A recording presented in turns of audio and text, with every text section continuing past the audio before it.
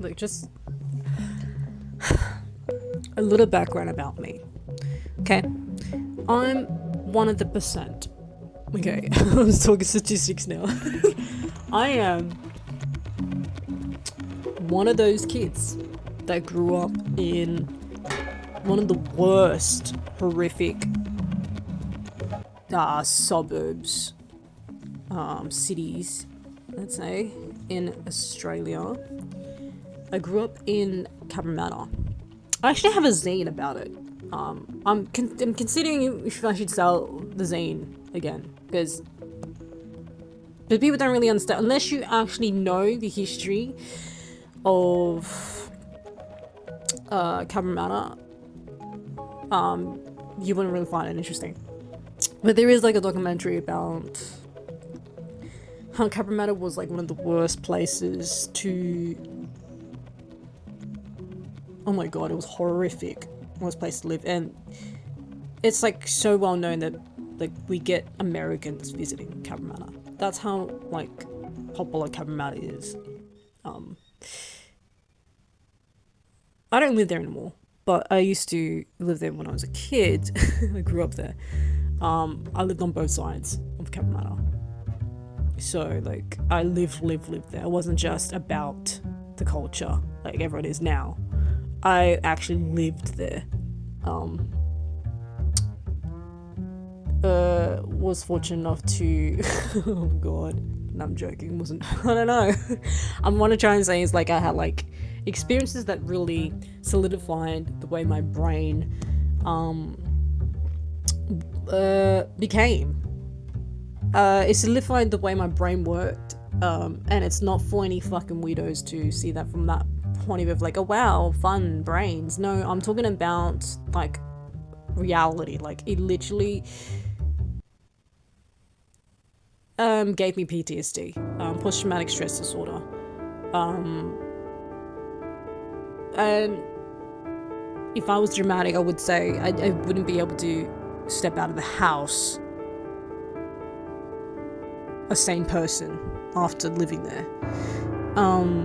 That's how bad it was growing up. I don't know how other people felt living there. I got like, siblings, cousins that lived in the same literal building, and I have no idea how that impacted their brains, but when I was growing up there, mate, it fucked me up. I was like,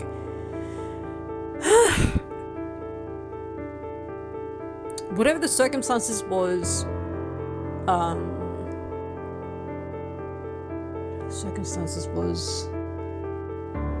evidently it literally gave me PTSD. I do remember glimpses, and the most highlighted glimpses.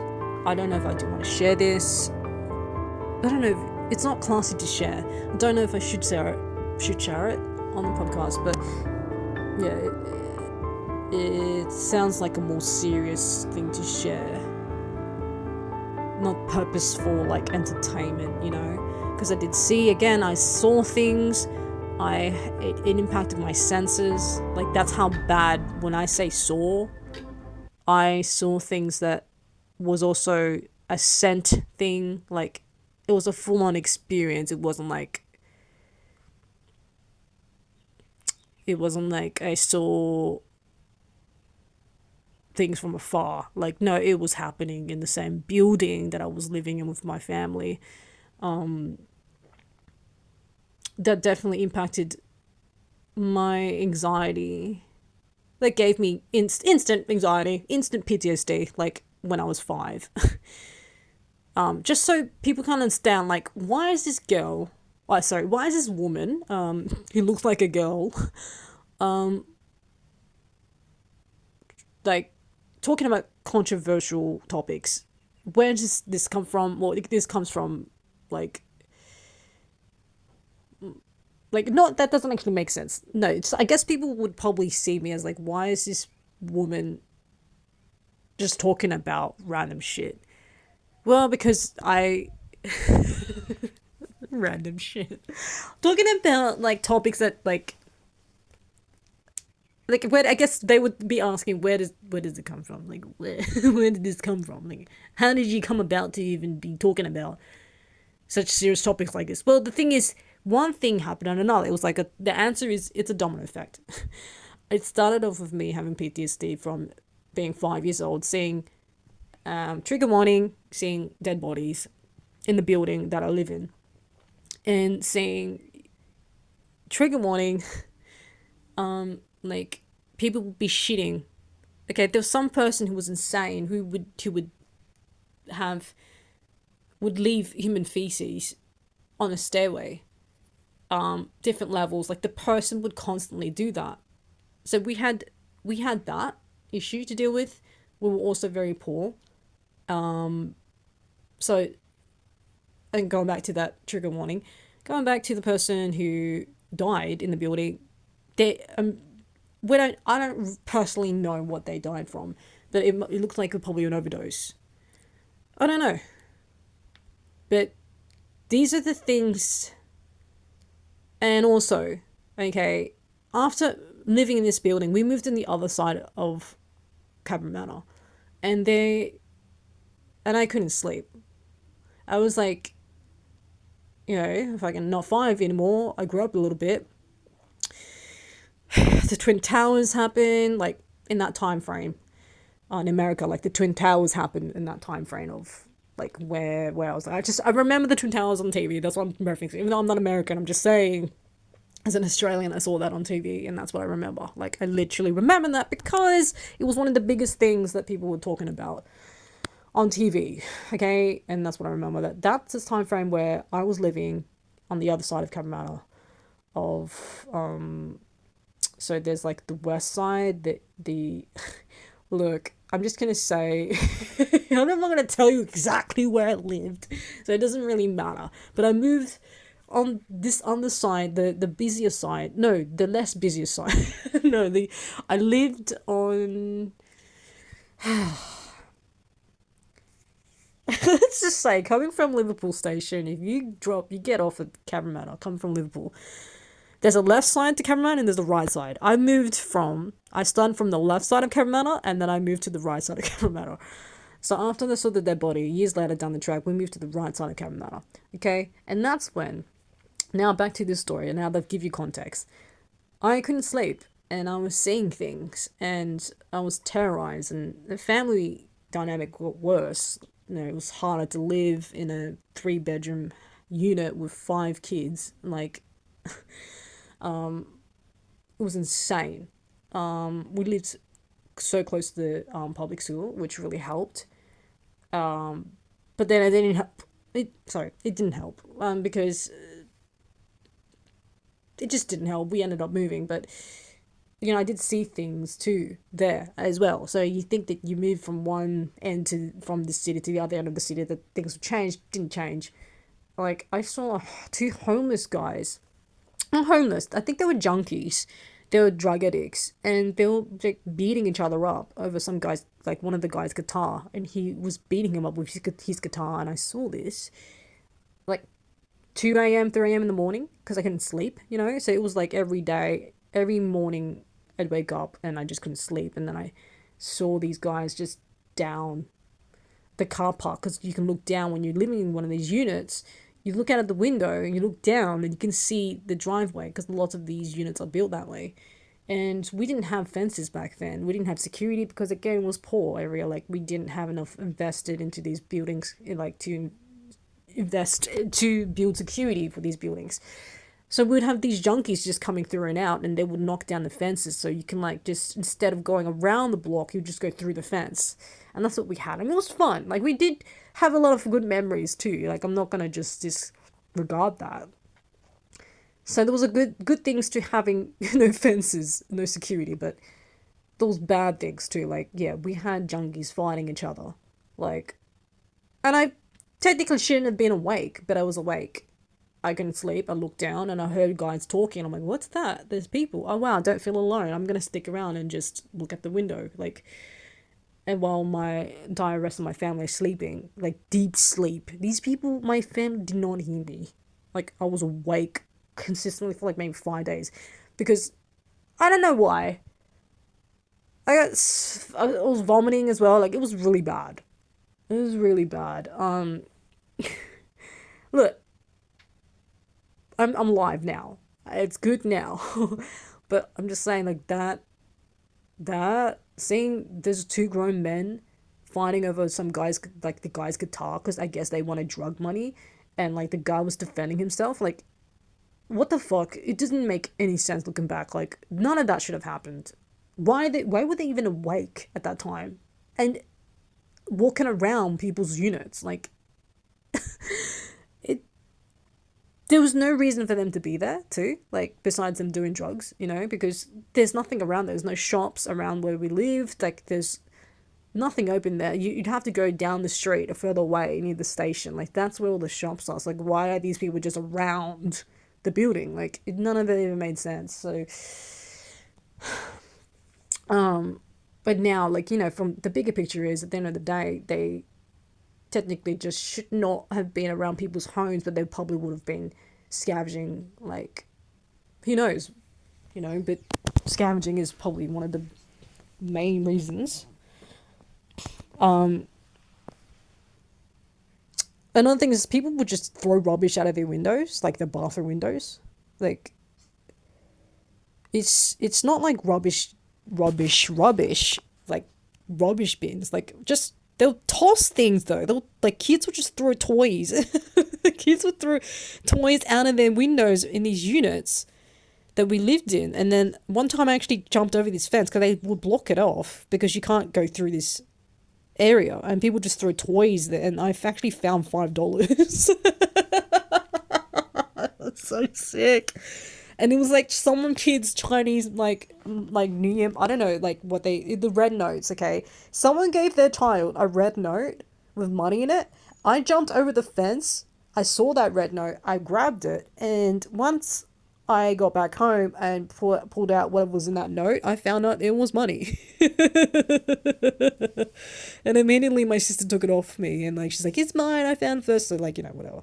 But so there's good moments to living in a poor area. You get free toys. Like, I had this teddy bear that I found. It was so gross. Like, someone just threw out this massive teddy bear. Again, because, like, again, these units did not have, like, fly screens, I'm pretty sure. So they just they just throw toys out the window. I don't know how to put this. And then, so you think it's I don't know. When I was a kid, I thought I'd participate and throw something. So when I threw it, I regretted it, and I had to jump over the fence to grab it back. Like, it was just weird. Anyway, so I had that teddy bear for a long time. I called it Gigi, and it's like a white polar bear. And there's actually photos of us posing with our toys. I think it's one of those retro photos. And we're actually in the flat, the old buildings like Cabramatta. There's like me and my sisters, we're posing, like, dressed with these toys. Anyway, that's very cathartic for anyone who lives in Australia. Who came from that area.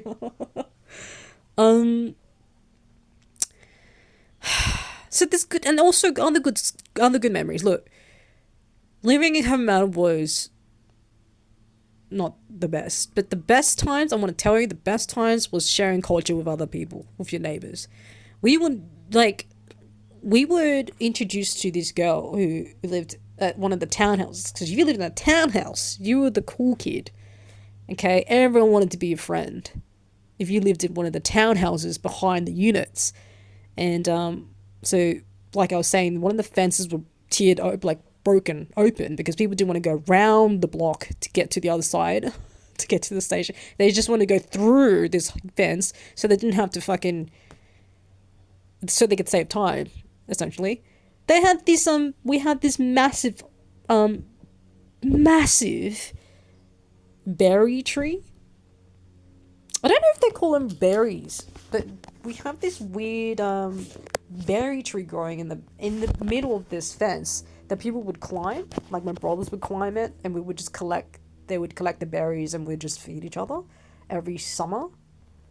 Berry trees. I'm just gonna Google this. Yeah, it's the dwarf black mulberries. We had those. That massive tree. A massive dwarf black. I'm sorry, that's dwarf, so that means it's miniature. Then we had mulberry trees just grown in the middle of the fence. So, and then there was like a there was a fucking garage built, like a roof for someone's garage, and people would jump on the garage roof and then grab the berries, and my brothers would be doing like, they'll be grabbing the berries, and we know it's safe to eat because every summer it'd just be there. And that's when we, you know, all formed a connection and with the neighbor kids. So it was good that we didn't have security fences to divide people. Look, I was even invited to like some kids' house that was living in the basement of the unit that I was living, because we lived in the top building, the toppest, highest part of the unit, and then there was family living beneath us, and I would like throw things sometimes, and like the kid would complain and look up. I'm like, oh my god, there's a kid there. We're both kids. We should hang out. And like the mum would try and get me to hang out with the kid because the kid's lonely, and I'm pretty sure they were like Indian, but they would give me like these little prawn chips, and I got so addicted to them. Like the best. They're like the best thing I ever had. Growing up living there, just it was so delicious. Those prawn little, they're not like chips. They're actual little prawns. I don't know if they're prawns. They were shrimps. Shrill, what the fuck? They were shrimps. Like legitimate shrimps, not just a shrimp. Fish. Anyway, I don't know. People sell them. People eat them as snacks. You can get them like as little bags of legitimate shrimps, and they're tiny, and they're actually compressed, like air compressed or something, and you can eat them like chips, but they're actually protein. Anyway, yeah, so we had them, and they're like, they're soaked in like some sort of tasty powder. So like, not powder, sorry, like they salt them up, and like they put them in like, yeah, it's a tasty powder. Anyway, yeah, that was fun. Good times. What the fuck? So, you know, I did have good times growing up as a kid, but, you know, the PTSD did get to me, and I eventually just couldn't cope. Like, things got worse at home. People were just fighting a lot. That caused more PTSD and more fear. Like, I was going through a lot. And look, I'm not discrediting, like, everyone else in the family that was going through their own things, you know? People had their own life and story to tell. I'm going to tell their story. But my story was, yeah, I was very traumatized from seeing that dead body. And I, you know, I actually wasn't the only person that saw that dead body. My mom and my sister did witness it. But again, those people are not like me. So we don't think or feel the same way. So, people experience things differently, you guys, and it's important to note that factor. And I experienced this internally and mentally did not do me well. Because look, I remember just crying a lot more and not being able to articulate words in class, not being able to form like friendships, and like due to seeing this thing while my brain was getting developed, you know, because when you're 5 your brain is developing, like, hello. Yeah, it really did me dirty. Getting also not just seeing it, like the time frame. I would imagine the time frame of when you walk into the building and you're seeing that and you're a child, and the time frame of you being in, like the length of you being in that room, the minutes that you were in that room really can do something to your brain, I'm pretty sure. Mind you, like, yeah, again, it's not something that you'd want to put your child through, and I understand why I was in that situation. Like, it's not like we had a choice, and it's not like, it's like I was, I mean, how can you, it is what it is at the end of the day. So, I was crying a lot too. Like, immediately, I was like, once my child brain was like, oh my god, there's something wrong. Obviously, I was crying, but then it didn't hit me until later on that, like, no, that person was actually passed on, which is terrifying. Because I'm saying this because the realization, which did I write this in the book or did I not write this in the book? I think I did and then I didn't. I don't know. But the realization that the person was actually dead was when the ambulance came and my dad was talking to the ambulance and the ambulance just covered the bed. Like, they did not even bother asking questions. Like, I was like, what the fuck is happening? And I realized, oh my god, the person was actually dead. The only way I realized that was when the ambulance again covered the body full on with a white blanket. So I was like, oh my god, that's not okay. And I didn't know to think like this or to speak or to articulate this way. I was like, okay, they're covering the body. I've seen that on TV a lot.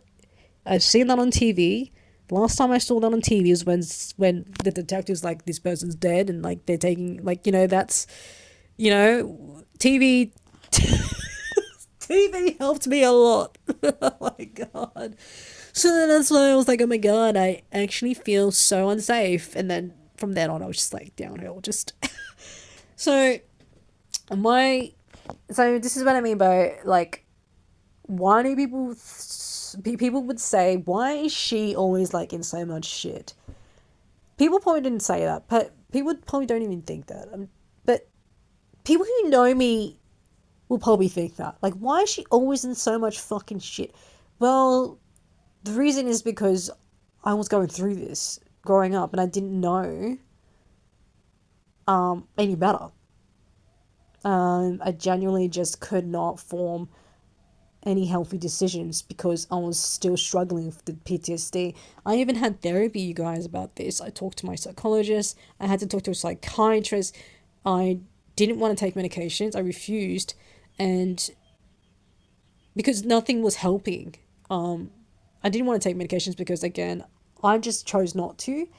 And I knew that I wasn't good with medication. Like, I didn't like the taste of just Panadol in my mouth, you guys.